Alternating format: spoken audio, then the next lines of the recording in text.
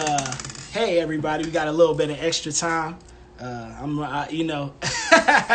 Cedric, don't get upset with me when you see this, but I'm gonna be right there, bro. I promise, I'm gonna be right there.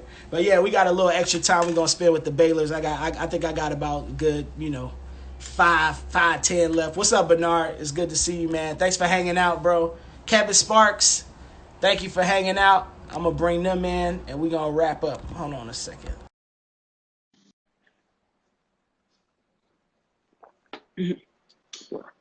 What's going on, Mike? All right, cool. I got about a good 5. I'm supposed to be Okay, at this cool. this other thing, yeah. Okay, But go ahead, please, no problem.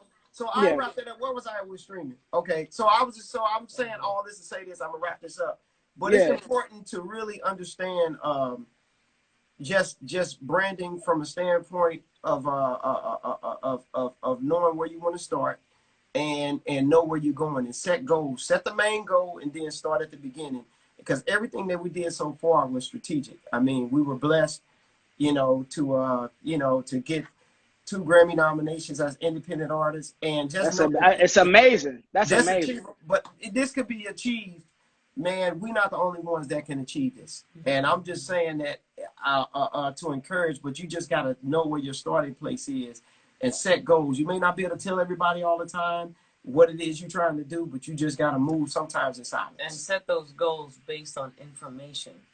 Because if you Reasonable say, I expectations. just want to make $1 million, well, how? And what do you Right, know? right. How do you What's the plan? You gotta put a plan together based on actual information.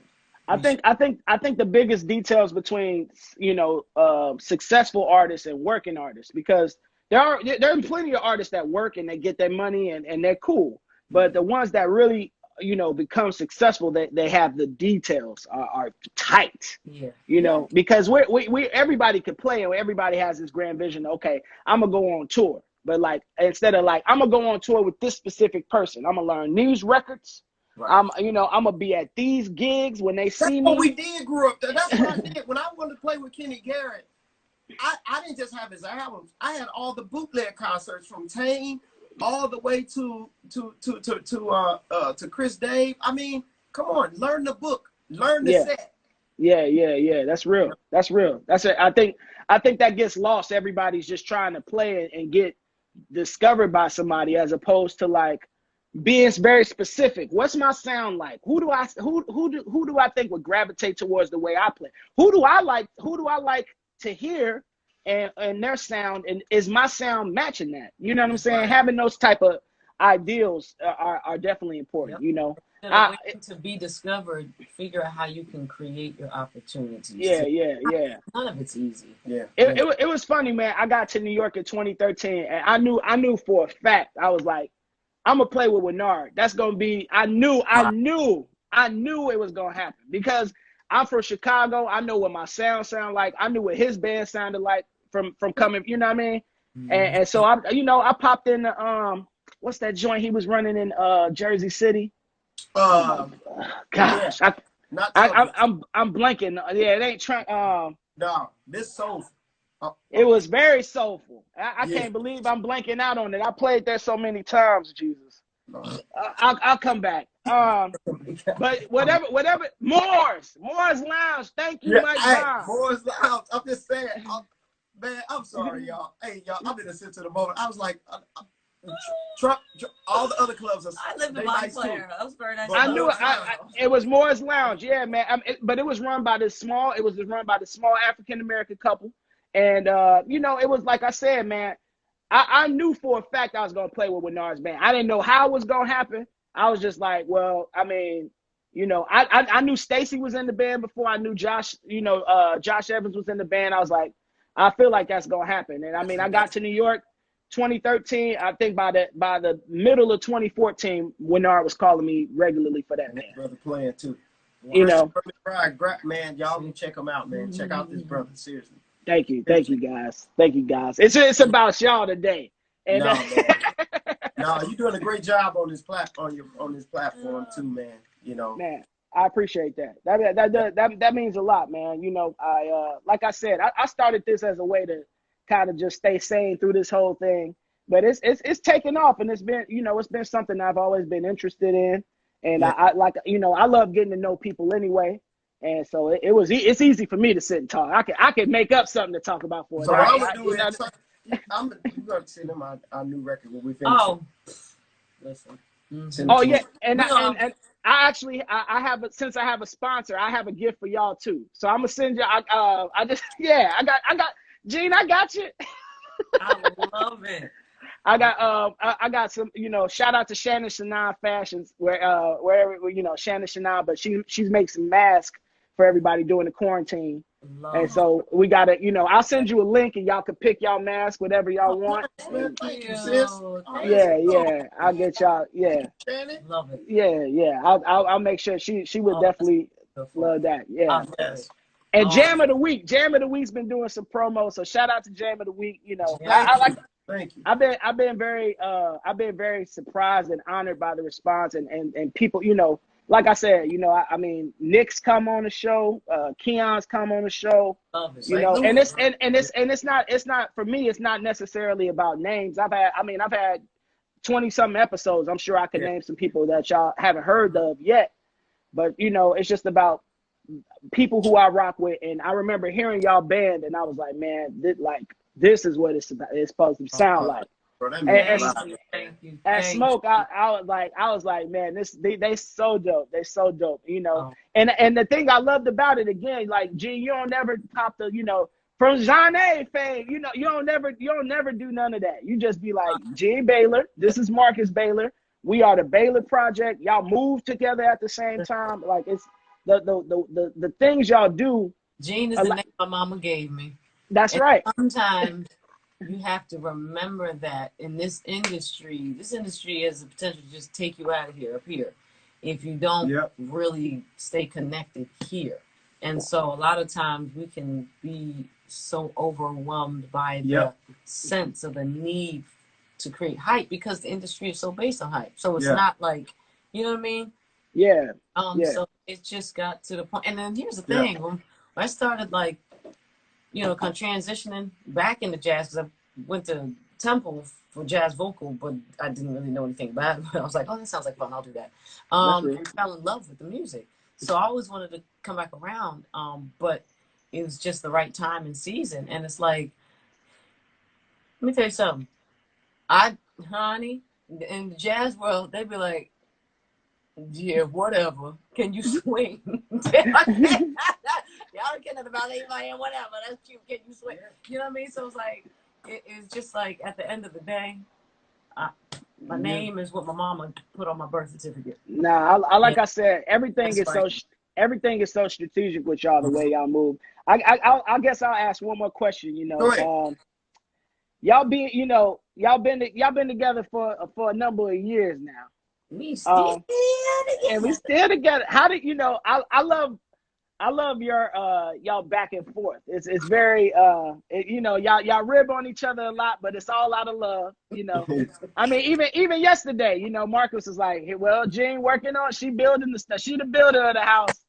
Right. Like, I mean, proud of it. And I get that too. I get it. I get it. I'm not good with the building stuff. So, you know, it's like whenever I do put something together, I'm like, I put a shoe rack together today. I'll be proud of myself, okay? But you know, parts still be on the floor, right? right. Listen, I put half a shoe rack together, you know. I mean, even now my shoe rack on the lean, but I think it's just because I got the heavy shoes at the bottom. Anyway, that's not the point. The point, the point I was trying to say was,